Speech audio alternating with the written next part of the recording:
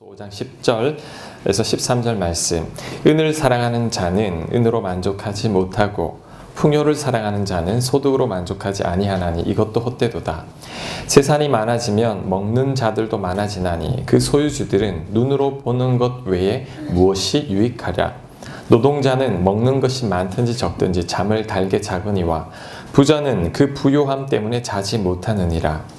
내가 해 아래에서 큰 패단되는 일이 있는 것을 보았나니 곧 소유주가 재물을 자기에게 해가 되도록 소유하는 것이라. 아멘. 돈 많으면 여러분 행복할까요? 돈 많으면 여러분 진정한 만족을 얻을 수 있을까요? 그렇지 않습니다. 성경은 오히려 그 반대로 이야기합니다. 10절을 제가 다시 한번 읽겠습니다. 은을 사랑하는 자는 은으로 만족하지 못하고 풍요를 사랑하는 자는 소득으로 만족하지 아니하나니 이것도 헛되도다. 아무리 돈이 많아도 행복하지 않습니다. 아무리 소득이 많아도 만족할 수 없습니다. 성경 어디에도 돈 많으면 행복해진다라는 구절은 없습니다. 여러분 있으면 한번 가지고 와 보세요. 저는 못 찾았습니다. 오히려 그 반대로 이야기하죠. 그런데 우리 많은 분들이 돈 버는데 너무 집중합니다. 왜 그럴까요?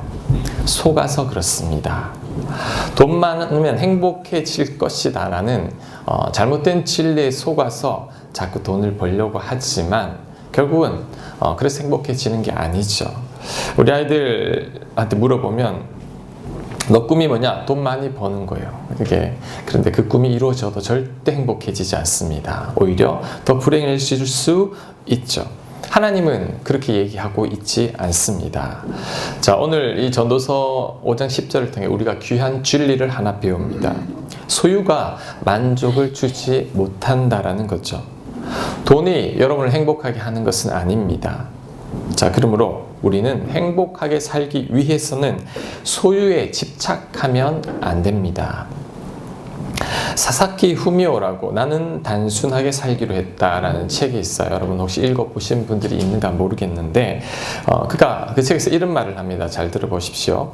소유는 시간이 지나면 반드시 실증을 느끼게 된다. 실증을 느끼게 된다라는 거죠. 살 때는 좋지만 익숙해지면 불필요한 물건이 된다. 그래서 여러분이 어떤 물건을 샀을 때 반드시 실증을 내게 돼 있고 시간이 지나면 불필요한 물건이 된다는 거죠.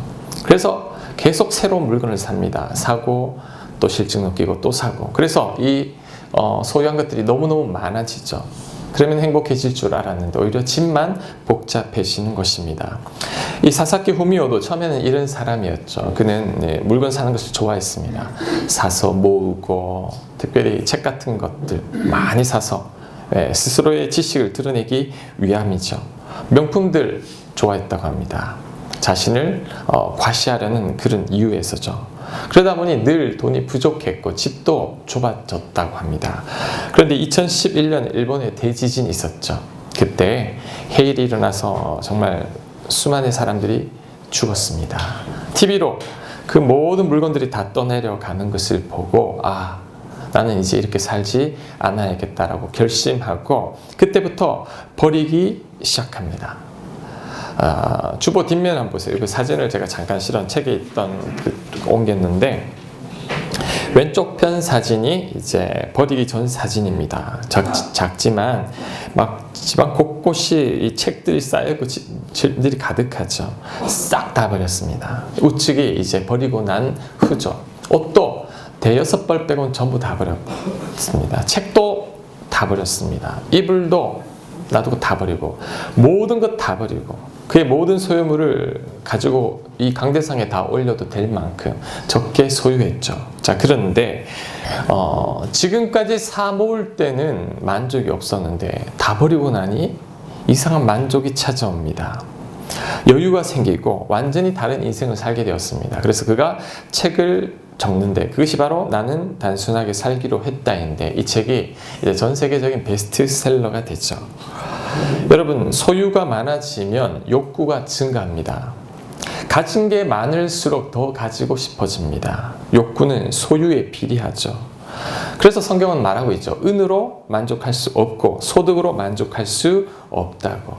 그런데 우리들은 그 사실을 깨닫지 못하고 혹 만족할 수 있을까 하여 계속 소유하려고 합니다. 결국 욕망의 노예가 되고 말죠. 제가 사사키 후미오의 이 책을 읽다 그 사진을 보다가 제가 예전에 자취하던 그 생각이 났어요. 신학교 다닐 때 이제 학교 밑에 반지하 월세 10만 원짜리에 살았었거든요. 그때 이제 그 반지하 방을 딱 문을 열고 들어가면 왼편에 가로 세로 한 1m 정도의 조그만 수도꼭지 하나가 달려 있고 이제 그 세면대죠. 그 다음에 여닫이문을 딱 열면 방 있는데 이제 구석에 이제 나무로 된 장롱 조그만한 거 아주 오래된 거 하나 있고 책상이 없어서 합판을 어디서 주워와가지고 이 책상을 만들었습니다. 그리고 누가 냉장고를 주셨는데 왜 호텔방 가면 조그마한 냉장고 있죠. 그게 하나 있었습니다. 끝. 이게 다였어요. 그 친구랑 둘이 잤는데 이 둘이 누우면 이제 끝이죠. 밥은 부엌이 없으니까 학교에서 다 먹었습니다. 한 끼 1,300원. 하루 학교에서 밥을 다 사 먹으면 3,900원. 그 다음에 자판기 커피 100원, 4,000원. 충분했죠. 빨래는 학교 기숙사에서 하고 누가 뭐 TV를 줄까 뭘 줄까 해도 다 거절했습니다. 왜? 들어갈 데가 없으니까. 그러니까 더 이상 필요한 게 없죠. 청소도 그 친구랑 저랑 좀 지저분해가지고 한 달에 한 번 정도 합니다. 화장실 청소할 필요가 없어요. 왜? 공동 화장실 썼거든요. 청소 5분이면 다 끝나요. 아무리 어지럽혀져 있어도. 그때를 돌이켜보니까 참 좋았다. 그 책의 이 빈 공간을 보면서 그때 생각이 났습니다. 그래서 제가 친구한테 물어봤죠. 문자로. 그때 어땠냐고. 그러니까 그때 참 좋았다고. 그때 참 만족했다고. 마음이 너무너무 편했다고. 제가 왜 좋았을까를 생각해 보았습니다. 왜 그때가 좋았을까? 자, 그때는 아무런 욕심이 없었습니다. 제가 그때 전도사 사례비 55만 원 받았거든요. 다행히 학비는 우리 교회에서 장학금을 지급해 주셨어요. 근데 55만 원으로 살아가는데 불편함이 없었습니다. 집세 둘이서 나눠내고 그 다음에 밥 먹는 거 하루 5천 원도 안 들죠. 뭐 이렇게 하다 보니까 걱정이 없죠. 욕심도 없고 걱정이 없고 누가 준다고 해도 별로 뭐 기쁘지도 않고 왜? 들어갈 곳이 없으니 만족하죠. 난 그냥 공부만 했죠. 그러니 얼마나 마음이 평안하고 기뻤는지 모릅니다. 자, 그때만한 그 여유와 그 만족이 좀처럼 없는 것 같아요. 지금 그때보다 사례비도 더 많이 받고 집도 더 크고 모든 것 다 갖추고 있는데도 오히려 그때만큼 마음이 편하지 않다라는 거죠. 여러분 깨달아야 합니다. 많은 것을 소유한다고 행복한 것 아닙니다. 많이 소유할수록 신경 쓸 일 많아집니다. 스트레스 더 증가합니다. 그래서 전도서 5장 13절은 또 이렇게 이야기합니다. 내가 해 아래에서 큰 폐단되는 일이 있는 것을 보았나니 곧 소유주가 재물을 자기가 해가 되도록 소유하는 것이라. 소유가 많아지면 해가 됩니다. 우리 많아지면 부족할 거 없을 것 같죠? 아닙니다. 오히려 더 복잡해지기 시작하고 신경 쓸 일 많아지고 더 많아지면 이제 그때부터 해가 되기 시작하고 이제 그때부터 우리가 더 불행한 삶을 살게 되는 거죠. 그래서 디모데전서 6장 8절은 이렇게 이야기합니다. 우리가 먹을 것과 입을 것이 있은즉 족한 줄로 알 것이니라. 부하려 하는 자들은 시험과 올무와 여러 가지 어리석고 해로운 욕심에 떨어지나니 곧 사람으로 파멸과 멸망에 빠지게 하는 것이라. 돈을 사랑함이 일만 악의 뿌리가 되나니 이것을 탐내는 자들은 미혹을 받아 믿음에서 떠나 많은 근심으로서 자기를 찔렀도다. 자, 먹을 것과 입을 것이 있은 줄 족한 줄로 여기라고 합니다. 부하려고 하는 자들, 돈을 사랑하는 자들, 자, 멸망하게 되고 일만 악의 뿌리가 된다고 이야기하는 거죠. 그래서 여러분, 소유가 절대 우리를 만족할 수 없다라는 것, 단순하게 살아야 됩니다. 자족하며. 메네뎀이라는 사람은 이런 말을 했습니다. 주보에 있습니다. 자기가 바라는 것을 갖는 건 커다란 행복이다. 그러나 자기가 가지고 있는 것 외에 아무것도 바라지 않는 게 더 큰 행복이다. 자, 멋진 말이죠. 가지고 있는 거 외에 더 이상 바라지 않는 거. 이게 자족이죠. 자족할 줄 아는 자가 정말 행복한 자입니다. 지금은 돌아가셨지만 우리 예전에 법정 스님의 그 책들이 많이 있었죠. 그 중에 책 제목 중에 텅 빈 충만이라는 책이 있었어요. 어릴 때 그 책 제목을 볼 때는 텅 빈 충만이 뭐야? 이렇게 생각했는데 이제 내가 예수님 믿고 하나님 아니가 깨달아지기 시작했어요. 비울 때 하나님으로 채워집니다. 우리를 비울 때 하나님으로 채워지죠. 우리 안에 여러 가지들로 채워지면 하나님이 들어올 틈이 없는 거죠. 정말 텅 빌 때 충만해지는 것입니다. 그가 말한 무소유가 뭐죠? 무소유란 아무것도 갖지 않는 게 아니라 필요하지 않은 것을 갖지 않는 거다. 이게 무소유라는 거죠. 꼭 필요하지 않는 것, 갖지 않는 것. 이게 무소유라는 것인데 그것이 우리 삶을 단순하게 하고 그것이 우리에게 또 다른 기쁨을 준다는 거죠. 요즘 현대인들이 힘들게 사는 이유는 자족하지 못하고 그 다음에 더 많은 것을 소유하려고 하기 때문입니다. 여러분의 많은 소유 때문에 우리 인생이 복잡해지고 불행해졌습니다. 그런데 우리는 그것을 잘 모릅니다. 옷 한 벌 가진 자는요, 뭐 입을까 고민하지 않습니다. 맞죠? 고민하나요? 한 개밖에 없는데. 그런데 옷을 많이 가진 자는 뭐 입을까 고민합니다. 여러분, 이런 분들이 꼭 불평을 하죠. 장문을 탁 열고 한참 바라보다가 입을 옷이 없어 이렇게. 왜 입을 옷이 없는 줄 아세요? 너무 많아서 고를 수가 없는 거예요. 그 많은 것 중에 뭘 입어야 될지 고를 수 없어가지고 입을 옷이 없는 것입니다. 옷이 한 개만 있으면 절대 그런 고민하지 않게 된다라는 거죠. 세례 요한이 이런 말을 하죠. 두 벌 옷 있는 자는 한 벌 없는 자에게 나눠주라고. 어떻게 이렇게 과감하게 이야기할 수 있는 줄 아세요? 본인이 한 벌밖에 없거든요. 그러니까 자기는 더 이상 필요가 없는 거죠. 두 벌 가진 사람이 왜 못 주는지 이해가 가지 않는 겁니다. 근데 세례 요한이 옷이 많았다면 이런 설교를 하지 못합니다. 그가 한 벌밖에 없으니 이렇게 이야기할 수 있는 거죠. 그러므로 여러분이 행복하게 살기를 원한다면 더 이상 소유에 집착하지 마십시오. 그것이 여러분을 불행하게 하죠. 이제는 자족하면 됩니다. 내가 가진 것 외에 더 이상 필요한 게 없을 때 그때 행복해지는 거죠. 행복의 비결이 여러분 멀리 있지 않습니다. 아주 단순하죠. 단순함이 있습니다. 심플한 거. 그냥 주어진 범위 내에서 더 욕심부리지 않고 단순하게 자족하며 살아갈 때 우리가 행복해지는 것입니다. 자, 11절 말씀 우리 또 같이 한번 읽겠습니다. 11절 시작. 재산이 많아지면 먹는 자들도 많아지나니 그 소유주들은 눈으로 보는 것 외에 무엇이 유익하랴. 자, 먹는 자들이 누구냐면 돈 들어가는 자들입니다.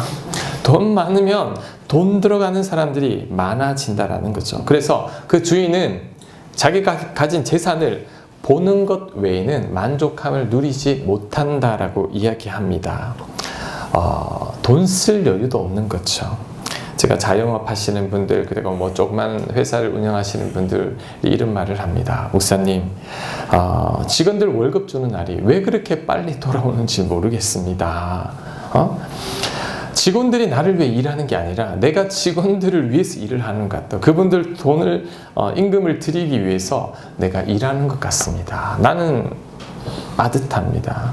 밖에 있는 사람들은 뭐 직원들을 많이 거느리고 나를 부러워하고 좋겠다라고 말씀하는 분들도 있는데 그렇지 않습니다. 월급 주다 보면 아무것도 없습니다. 빛 좋은 갯살구죠. 정말 먹음직스러운데 막상 먹어보면 아무것도 없다라는 거죠. 여러분, 여기서 또 다른 진리를 하나 배울 수 있습니다. 재산이 많아지면 돈 들어갈 일 많아지고 바빠지기 시작합니다. 삶의 여유가 없어집니다. 그래서 여러분 잘 들으십시오. 진정한 만족은 돈의 여유가 아닙니다. 진정한 만족은 삶의 여유가 있고 시간의 여유가 있을 때 그때 그 사람이 행복한 거죠. 아무리 돈 많이 벌면 뭐합니까? 쓸 시간이 없는데 누리지 못하면 불쌍한 거죠. 대기업에 이제 취직하신 분들 보면 새벽같이 나가서 밤 늦게 퇴근합니다. 돈 쓸 시간이 없다라는 거죠. 모든 것 직장에 다 바치고 가족들과 함께 할 시간이 없습니다. 자, 월급은 많이 받을 줄 몰라도 가정은 없는 거죠. 이제 이분들이 나중에 이제 생활이 안정되어 가지고 이제 내 가족들하고 좀 시간을 보내야겠다 싶으면 그때는 아들, 딸들이 없습니다. 아버지와 관계가 틀어지거나 시집 장가가고 없는 거죠. 그럼 난 뭐 했나 지금까지? 자, 전도서 4장 8절이 그 말씀이죠. 내가 누구를 위하여는 이같이 수고하고 나를 위하여는 행복을 누리지 못하게 하는가? 내가 누구 때문에 이 수고를 하지? 나는 왜 이렇게 행복하지 않을까? 그 고백이죠. 전도서 6장 2절도 같은 고백입니다. 어떤 사람은 그의 영혼이 바라는 모든 소원에 부족함이 없어 재물과 부요와 존귀를 하나님께 받았으나 하나님께서 그가 그것을 누리도록 허락하지 아니하셨으므로 다른 사람이 누리나니 이것도 헛되여. 자, 소원대로 되었습니다. 재물도 많고 부요와 존귀를 다 얻었는데 그것을 누리지도 못하는 사람이 있다라는 거죠. 이거 얼마나 비극입니까? 여러분, 삶의 여유가 있고 시간의 여유가 있어야 합니다. 돈 좀 못 벌어도 되죠. 가족과 함께 있어야 합니다. 너무 바쁘면 안 됩니다. 너무 바쁘고, 만약에 여러분이 너무 바쁘고 내 삶의 여유가 없고 기쁨도 없고 그로 인해 가족들과 많은 갈등이 있고 심지어 하나님과도 자꾸 멀어진다면 저는 과감하게 이야기하고 싶어요. 이직을 하는 게 나을 것 같다고. 왜? 돈 좀 적게 벌어도 그것으로 자족하며 내가 즐겁게 사는 게 낫지. 우리 인생, 한 번뿐인 인생, 정말 이 돈 번다고 나의 모든 걸 다 바치고 내 가족이 불행하다면 이게 무슨 소용이 있습니까? 어리석은 삶이라는 거죠. 그래서 여러분, 너무 욕심내지 말고, 돈이 여러분을 행복하는 게 아닙니다. 돈이 여러분을 행복하게 하는 게 아닌데 우리는 그 돈에만 매달려 있다면 정말 어리석죠. 그러니 우리는 돈이 아니라 좀 부족해도 이 시간의 여유가 있어야 합니다. 라면을 먹어도 즐겁게 먹는 게 낫지 부부가 싸우고 뷔페 가서 먹었는데 무슨 소용이 있겠습니까? 그래서 여러분, 좀 부족하더라도 삶의 여유를 가지고 자족하며 살아가는 것, 그것이 가장 복된 인생입니다. 자, 12절 우리 같이 읽겠습니다. 시작. 노동자는 먹는 것이 많든지 적든지 잠을 달게 자거니와 그 부유함 때문에 자지 못하느니라. 노동자는 잠을 잘 잡니다. 단잠을 자죠. 부자는 잠을 못 잡니다. 왜? 돈 때문에. 걱정할 일이 너무 많습니다. 제가 이곳에서 교회를 이제 시작할 때 우리 인부들과 한두 달 같이 일을 했어요. 같이 일을 하면서 느낀 게, 야, 이분들 솔직히 부러웠어요. 목사는 이제 개척에 대한 걱정 때문에 얼굴에 근심이 가득한데 목수님은 근심이 없어요. 목수님은 신문지 깔고도 주무세요. 그냥 잠깐 시간을 내서 주무시는데 이제 제가 그분 일을 거들었어요. 거들면서 같이 일을 했는데 하루가 금방 지나가요. 일할 때만큼은 이 개척에 대한 걱정이 전혀 생각이 나지 않는 거예요. 너무 마음이 편해요. 와, 제가 부러웠습니다. 이제 그분이 막 나무로 모든 걸 다 만들어내는 것도 부러웠고, 그 다음에 뭐 걱정 없이 이렇게 일하는 것, 야, 이게 진짜 복이구나. 그때 이 성경 말씀이 생각났습니다. 노동자는 신문지 위에 누워도 단잠을 자는 거예요. 근데 부자는 잠 못 잡니다. 제가 예전에 강남 교구 맡으실 때 그쪽에 좀 부유하신 분들이 있는데, 신방 가면 나는 그분들 문제 없을 줄 알았더니 웬 걱정이 그렇게 많은지, 목사님 빌딩 쌌는데 새가 안 나가요. 이러면 집을 두 채를 팔려고 내놨는데 안 나갑니다. 빨리 그걸로 딴 걸 해야 되는데 안 나갑니다. 돈 때문에 우리 자식들이 싸웁니다. 이상한 문제들이 다 있는데 다 돈 때문에 생기는 문제들인 거죠. 제가 보고 이런 생각을 했습니다. 모든 가정들 다 다니면서 하여튼 모든 가정의 문제는 다 있어요. 그리고 겉으로 화려하게 보여도 절대 그렇지 않다라는 것. 저는 그 목수님이 그 부자들보다도 10배는 더 행복해 보였다라는 거죠. 성경에도 이 부자이기 때문에 고민하는 사람들이 나옵니다. 누가복음 12장 16절 말씀. 한 부자가 그 밭에 소출이 풍성하며 심중에 생각하이르되 내가 곡식 쌓아둘 곳이 없으니 어찌할꼬 하고, 참 배부른 고민이죠. 너무 많아가지고 고민되는 거예요. 야, 이 곡식 어떻게 쌓아둘까? 밤에 잠을 못 잡니다. 이 곡식 때문에. 없는 사람은 신문지 깔고도 잘 자는데, 부자는 이 라텍스 침대에 자도 잠을 못 잡니다. 그런데 노동자는, 걱정할 게 없는 사람들은, 단순하게 일하는 분들은 정말 어디서든지 단잠을 잘 수 있다는 거죠. 그리고 부는 형제들끼리도 갈등을 일으킵니다. 성경에 탕자 비유 있죠. 형이 동생을 미워하죠. 왜 미워할까요? 돈 때문에. 동생이 가출할 때 아버지 돈만 안 가지고 나갔으면 형이 동생을 그렇게 미워하지 않을 거예요. 돌아왔을 때도 야, 이 녀석 왜 이제 왔냐고 이랬을 텐데, 아니 이 녀석이 아버지 재산을 3분의 1을 탕진하고 왔어요. 화가 나는 거예요. 돈 때문에 미운 거죠. 동생이 미운 게 아닙니다. 그래서 여러분 재물 많으면 해가 됩니다. 자, 잠언 30장 8절. 아굴은 그 진리를 깨달았죠. 그래서 그는 이런 고백을 합니다. 나를 가난하게도 마옵시고 부하게도 마옵시고 오직 필요한 양식으로 나를 먹이시옵소서. 혹 내가 배불러서 하나님을 모른다 여호와가 누구냐 할까 하오며, 혹 내가 가난하여 도둑질하고 내 하나님의 이름을 욕되게 할까 두려워함이니이다. 자, 부하지도 말고 가난하지도 말라고 했는데, 저는 이 둘 중에 하나를 택하라면 차라리 가난한 게 낫습니다. 왜냐하면 부한 자들은 하나님을 떠나지만 가난한 자들은 그래도 실수하고 죄를 짓지만 그래도 하나님이 필요합니다. 결과적으로 보면 하나님과 함께하는 자가 복된 자이죠. 그래서 여러분, 부한 것 이게 좋은 게 아니구나, 잠 못 들게 하는구나, 나를 눈물 짓게 하는구나, 그것을 깨달아야 합니다. 그렇다면 우리 어떻게 하면 좋을까요? 이 돈으로 인해 여러 가지 문제가 생기는데 어떻게 하면 좋을까요? 자, 그것은 시선을 다른 데로 돌려야 합니다. 자, 다시 말합니다. 여러분, 시선을 다른 곳으로 돌려야 합니다. 생각 그만하고 다른 사람에게 내 마음이 향해야 합니다. 행복은, 저를 보세요. 행복은 다른 사람을 돌아볼 수 있는 마음의 여유입니다. 내가 다른 사람을 돌아볼 마음의 여유가 없다면 그 사람은 불행한 사람입니다.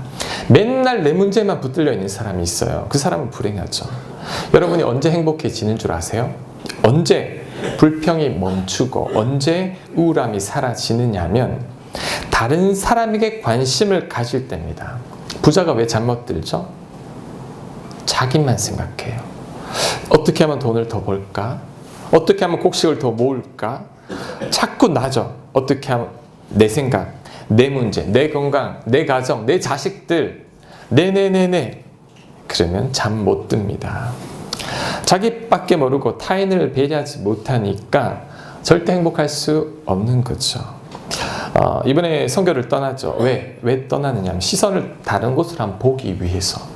이 대한민국에만 사니까 얼마나 우리가 복받은지, 얼마나 하나님 은혜 가운데 사는지 몰라요. 그런데 그곳에 가서 이 가난한 자들, 빈민들 보면 내 시선이 다른 곳으로 갈 때, 내가 정말 복받은 자구나. 그리고 그들을 도우면서 내 마음에 여유가 생기기 시작합니다. 그러면서 오히려 저는 이렇게 생각해요. 가서 걔들을 도와주는 게 아니죠. 우리가 도움 받고 옵니다. 어떻게? 그들을 섬기면서 하나님의 사랑을 배우고 주는 게 받는 거보다 복이 있다는 거, 그거 깨달으러 가는 거죠. 우리 아이들 그거 깨달으면 진짜 귀한 진리를 깨닫는 것입니다. 아파트에 보면 이렇게 때로는 굉장히 큰 고급차들 있잖아요. 그분들이 주차를 할 때 주차칸 2칸을 혼자 딱 중간에 딱 하시는 분들이 있어요. 화가 나죠. 어떤 분들은 이제 날씨가 추워지니까 지하로 다 차들이 들어오는데 코너에다가, 차댈 곳이 없으니 코너에다 딱 주차를 이렇게 해놔요. 제가 그런 분들을 보면서 마음으로 욕했는데 어느 순간 바뀌어 버렸습니다. 그분들을 저 사람들 불쌍한 사람이구나. 왜요? 다른 사람들을 전혀 배려할 줄 모르는 것. 나만 생각하는 사람들은 절대 행복해질 수 없는 사람입니다. 그래서 여러분들 그런 분들을 보면 욕하지 말고 하나님 저들을 불쌍히 여겨달라고. 왜? 이렇게 작은 것 하나 남을 배려하지 못하는 사람들은 마음의 여유가 없죠. 마음의 여유가 없으니 나만 생각하는 사람, 그 사람은 불행한 사람이라는 거죠. 여러분, 간디는 이런 말을 했습니다. 자기 혼자만의 즐거움을 위해 물건을 갖기보다는 다른 사람을 위해서 애쓰는 편이 훨씬 더 인생을 풍요롭게 한다. 그 말 멋진 말이죠. 그래서 간디 일화 중에 이런 게 있죠. 기차를 타려는데 신발이 한 짝 벗겨졌잖아요. 어떻게 했죠? 신고 있던 신발을 밖으로 던졌죠. 왜? 어차피 한 짝 못 신게 될 것. 저 떨어진 신발 2짝 다 주면 그 사람이 신고 다닐 테니 내 신발을 벗어 던지는 거죠. 본인이 했던 말, 내가 갖기보다 오히려 나는 베풀 때 더 풍요로워진다라는 것. 여러분, 그게 진리입니다. 에베소서 2장 10절 말씀 우리 같이 한번 읽겠습니다. 시작.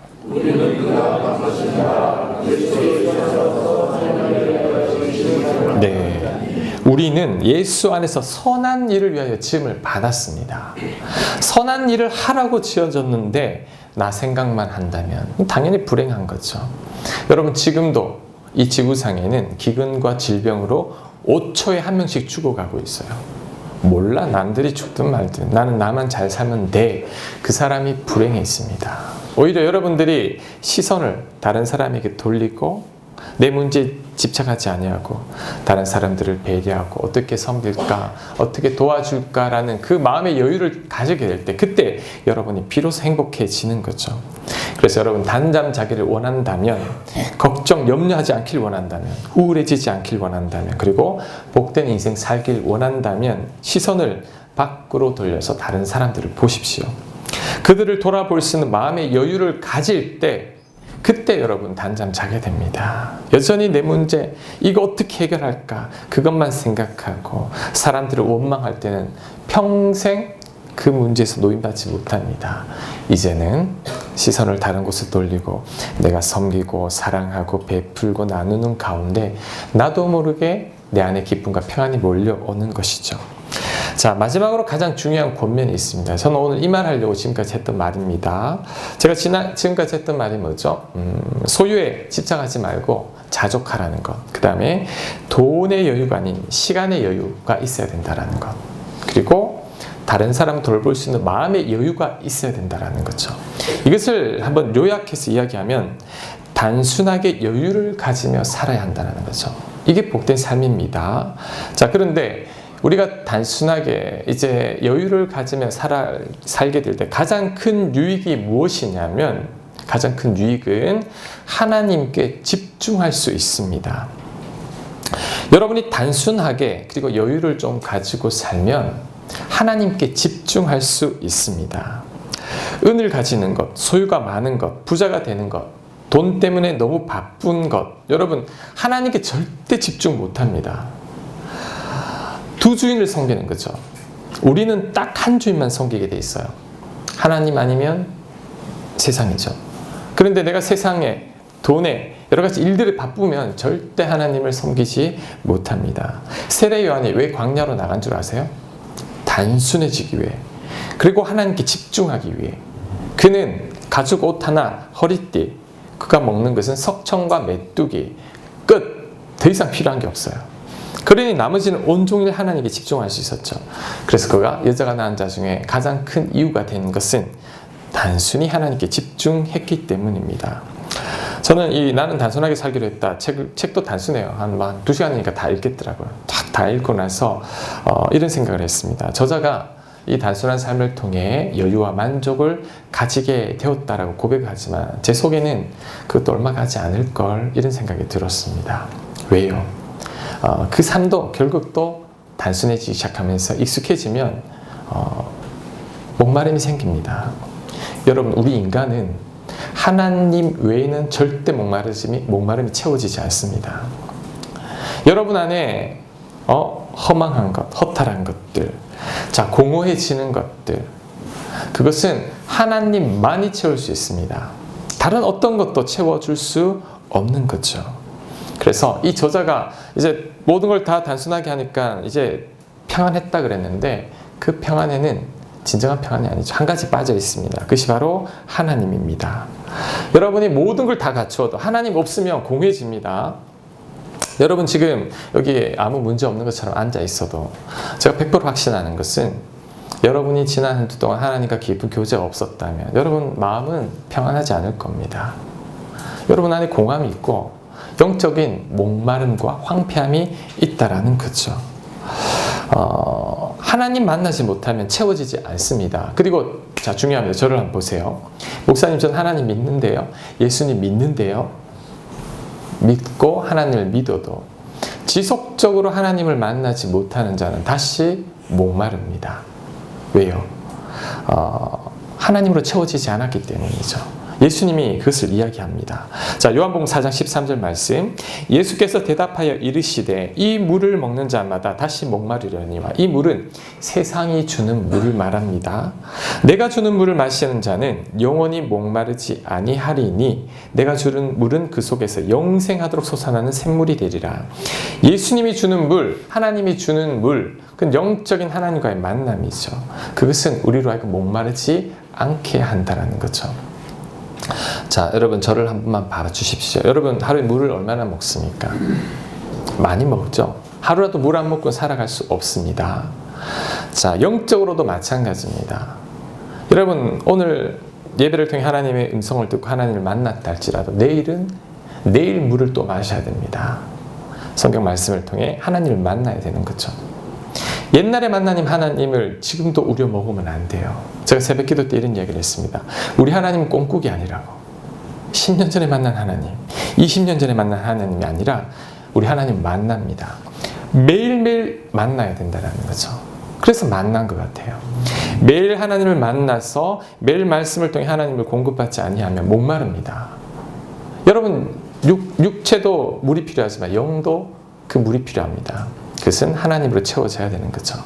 여러분이 말씀을 통해 기도 가운데 하나님을 만나지 않으면 여러분 공허해집니다. 우울해집니다. 불안해집니다. 기쁨이 없어집니다. 지칩니다. 아무 문제 없는 것처럼 이곳에 앉아 있어도 여러분들이 하나님과 깊은 만남을 가지지 않았다면 분명히 이 가운데도 지친 가운데 웃으면서 앉아 있는 분들이 있다라는 거죠. 그래서 여러분 우리에게는 늘 하나님으로 채워져야 합니다.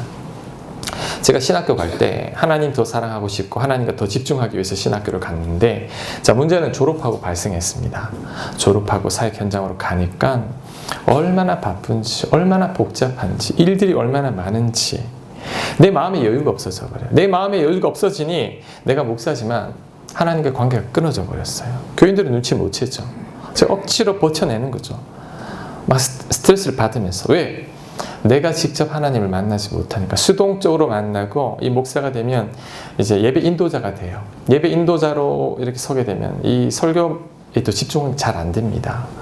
그리고 늘 안내 서고 예배 시간에도 분주하게 바쁘고 그러다 보니 내가 성도들을 만나서 이 양식을 공급한다라는 위치에 있었지만 나는 하나님으로부터 전혀 공급받지 못했죠. 내가 목말라 가는 거죠. 내 안에 허무함도 있고 불안함도 있고 지쳐가는 거죠. 성경의 마르다 같았습니다. 마르다가 예수님 초대했죠. 예수님 만나기 위해서 예수님 초대했는데 손님들이 많이 오니까 그 손님 대접한다고 예수님은 만나지도 못하고 그리고 나서는 불평합니다. 동생 붙들고 불평하죠. 너 때문에 이렇게 됐다고. 그게 저의 모습이었다라는 거죠. 저는 여러분들이 하나님을 만나지 못하는 이유는 간단합니다. 너무 바쁩니다. 너무 복잡합니다. 돈 번다고, 사람 만난다고, 애 키운다고, 살림한다고, 미디어에 접해 있느라 너무 바빠요. 목사인 나도 바쁘니까 하나님과 교제가 끊어지던데 자, 여러분들이 바쁘면 하나님과의 교제는 당연히 끊어질 거예요. 끊어진 상태에서 교회 오니 기쁨은 없고 요즘 교회도 약간의 문제가 있죠. 교회 와서 하나님께 집중하도록 안 하고 교회에서 엄청 일을 시키죠. 사역을 하게 하죠. 결국 본질은 잃어버리고 비본질을 쫓다가 하나님을 놓쳐버리게 된다는 거죠. 그래서 사단 마귀는 항상 우리를 바쁘게 만듭니다. 바쁘게, 지치게, 일하게. 열심히 일하면 되는 것처럼 느껴지게. 저 목사니까 얼마나 하나님 일 열심히 했겠습니까? 그런데 기쁨은 없었습니다. 왜? 내 안에 여유가 없으니 지쳐버리는 거죠. 그래서 여러분 우리 삶을 단순하게 해야 됩니다. 왜? 하나님께 집중하기 위해. 단순해지지 않으면 하나님께 집중할 수 없습니다. 제가 이곳에서 교회를 시작하고 가장 감사한 것은 제 생활이 지극히 단순해졌어요. 단순해지니 다시 하나님과 교제가 되기 시작했어요. 하나님과 교제를 시작하니 이제 전할 말씀이 생기기 시작했습니다. 제가 바쁘면 다른 사역에 지치면 이렇게 말씀을 전할 수 없을 겁니다. 그래서 저는 여러분에게 바라는 것은 저는 그냥 기도와 말씀에만 집중할 수 있게 다른 것들로 바쁘지 않게만 해주시면 저는 이 모습을 그대로 유지할 수 있어요. 여러분도 마찬가지입니다.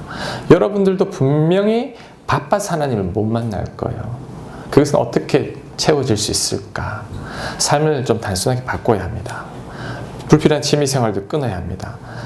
정말 만나지 않아도 될 분들은 만나지 않고 내가 하나님을 만날 수 있는 틈을 만들어 놓아야 되죠. 그때 하나님을 만나게 되고 그때 영적인 에너지를 공급받게 되는데, 자, 그럴 때 내가 목마르지 않게 된 거죠. 목사님, 어제는 참 좋았는데 오늘은 왜 이렇게 기분이 다운되는지 모르겠습니다. 오늘 물을 마시지 않았기 때문에, 하나님이 주시는 물을 오늘 마시지 않았기 때문이죠. 그래서 우리 교회는 여러분, 기도와 말씀, 이것에만 집중합시다. 다른 데 에너지를 빼앗기지 말고, 다른 프로그램 좀 많이 해봤습니다. 10년간 전임 사역해봤으니까 이것저것 다 해봤죠. 제가 느낀 것은 할 때는 좋은데 지나고 나서는 다시 원상태로 되돌아옵니다. 결국 여러분이 매일매일 하나님을 만나지 않으면 다시 돌아오게 됩니다. 사역은, 이게 하나님과의 관계는 끝이 없습니다. 완성이 없습니다. 오늘 하나님과 교제하면서 그분의 음성을 들으며 기도하며 또박또박 걸어가는 것, 그러다 보면 여러분이 천국에 가 있을 겁니다. 그래서 우리 삶이 단순해져야 합니다. 우리 교회는 단순하게 예배 드리고 기도하고 말씀 보고, 목사님 그래도 뭔가를 좀 해야 되지 않나요? 아닙니다. 자, 요한복음 15장 5절, 제가 개척 1주년 때 그때 하나님께 받은 말씀이죠. 나는 포도나무요 너희는 가지라. 그가 내 안에 내가 그 안에 거하면 사람이 열매를 많이 맺나니 나를 떠나서는 너희가 아무것도 할 수 없음이라. 열매는 주님께 붙어 있으면 저절로 맺힙니다. 그런데 오늘날 문제가 무엇이냐면, 가지가 포도나무에 붙어 있지 않은 채 열매를 맺으려고 하기 때문이죠. 그 열매 가짜 열매입니다. 왜? 포도나무로부터 공급받지 않는 열매죠. 열매처럼 보이지만 먹어보면 열매가 아니죠. 그래서 세상 사람들이 교인들을 손가락질합니다. 너는 예수님 믿는다면서 왜 그 정도밖에 안 돼? 그렇게밖에 될 수 없습니다. 왜? 포도나무로부터 공급받지 못했기 때문이죠.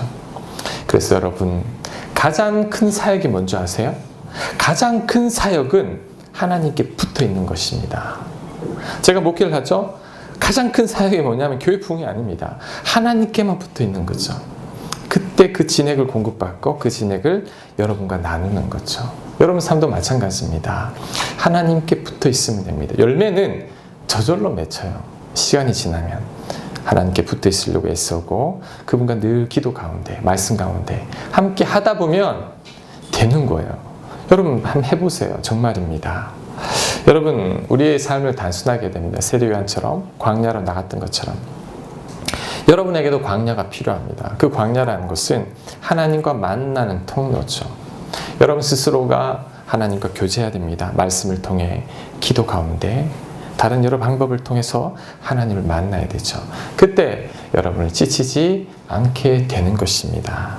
제가 오늘 말씀을 쭉 정리하다 보니까 행복한 인생 어떻게 하면 살 수 있을까에 대한 답을 찾았습니다. 그것을 바로 제가 주보 뒷면에다 실었는데, 자, 목장 나눔과 교제에 우리 색칠한 부분이 있죠. 제가 한번 읽어보겠습니다. 행복한 삶은 소유에 있지 않다. 하나님께 집중하기 위해 내 삶을 단순하게 하고 성경 말씀을 통해 날마다 하나님과 교제하며 그리스도의 사랑을 실천하며 살아갈 때, 이게 마음의 여유죠. 진정한 행복과 만족을 누리게 된다. 이것입니다, 여러분. 여러분 어떻게 하면 행복할 수 있을까? 다니지 마세요. 파랑새는 우리 집 안에 있습니다. 간단해요. 소유로 인해 만족해지지 않는 것, 두진을 쫓지 않는 거죠. 하나님께 집중하고, 그러기 위해서 내 삶을 단순하게 하고 말씀을 통해 하나님과 교제하며 그 사랑을 전하며 살아갈 때, 이때 여러분에게 진정한 만족이 있을 것입니다. 이 중에 하나라도 여러분에게 해당되지 않으면 그때부터 여러분 다시 우울해지기 시작할 겁니다. 오늘 이 적은 구절 주보에 가서 여러분 꼭 보면서, 자꾸 내 마음이 소유에 빼앗기려고 하려면 다시 마음을 고쳐 잡고, 내 삶이 복잡해서 하나님께 집중할 수 없으면 단순화시켜야 됩니다. 그리고 여러분 말씀을 통해 하나님을 만나야 되고 그리스도의 사랑을 실천할 수 있는 이 마음의 여유를 가져야 합니다. 그럴 때 여러분 복된 인생 살게 되리라 확신합니다. 아멘. 우리 다 함께 일어나서